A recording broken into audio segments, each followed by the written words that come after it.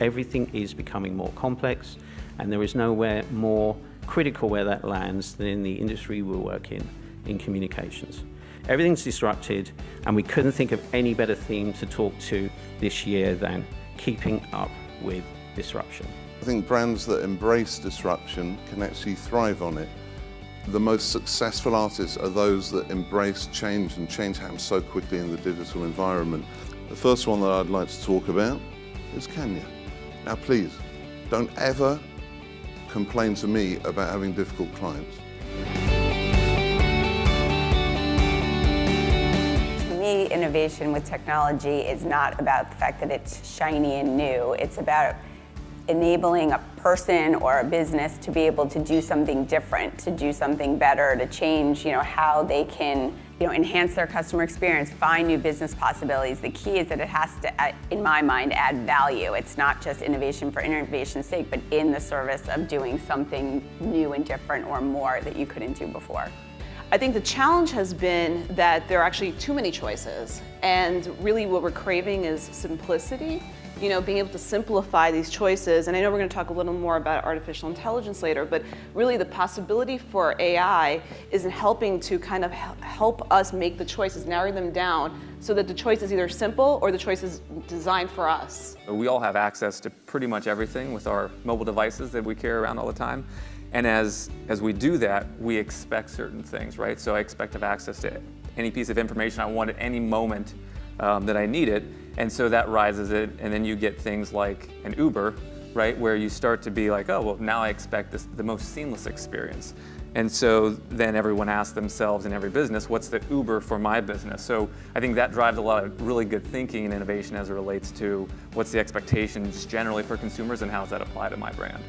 For example, one of our brands, Glam Glow, and highly recommend their masks. We essentially use hashtags on Instagram and encourage our fans to take photos when they have their masks on. So we take that content and put it on our sites. So now we have user-generated content, and the user becomes the hero of our product story. The theme of, I think, the day is really about disruption. That's been going on since the beginning of time. What's sort of new for you guys? What's really top of mind when we're thinking about this, and sort of the big challenges that you're facing right now? Building an internal agency, it means beginning to actually publish content on our own, content that for us is around sports and culture. It's figuring out how to do that in a really cost-effective manner. Just being able to tap into, I'll call it the broader collective knowledge base of how many other great ideas are out there, how many other ways could we think of new and different ideas to engage the audience that we're trying to connect with, and show them not what Xerox has stood for, not from 110 years ago to when it had two companies, but where we are today and where we want to go. So we spend a lot of time on that. So I think there's this big theme about data, right? And what that seems to mean sort of a lot of different things. How do you guys look at data? There's data, and then there's like behavior, right? Yeah. So I think we can use data to help better inform, how we're reaching people, and then looking at what they're doing once they come and engage with us. But then I think it's important that we then make the next step to, well, then let's learn a little bit about what they're actually doing. We all are, have all this data in front of us, but some of the most valuable times are just getting out to the market and talking to cultural influencers, talking to folks that you don't experience on a day-to-day basis. And that's both in the US and culturally globally, right? Let's define what change looks like in your industry. We're in incredibly competitive industries which drive change from a competitive perspective, and then we also have massive change internally because we seemingly are constantly acquiring new companies and bringing them into the mix. That train set is probably generating, I think the number's saying like 5 billion data points a year now. There's just multiple sensors and diagnostics on that train set.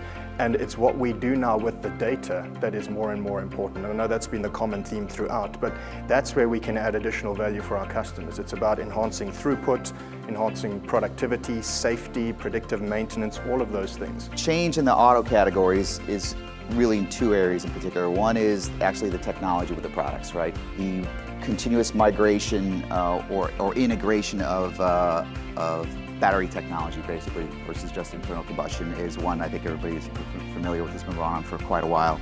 How the consumer now actually looks as a customer, how they actually exchange their funds for either a membership or ownership is the next thing you're going to see really transform the industry.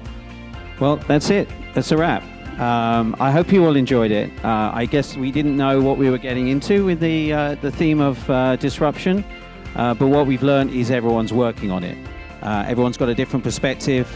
Everyone's figuring it out.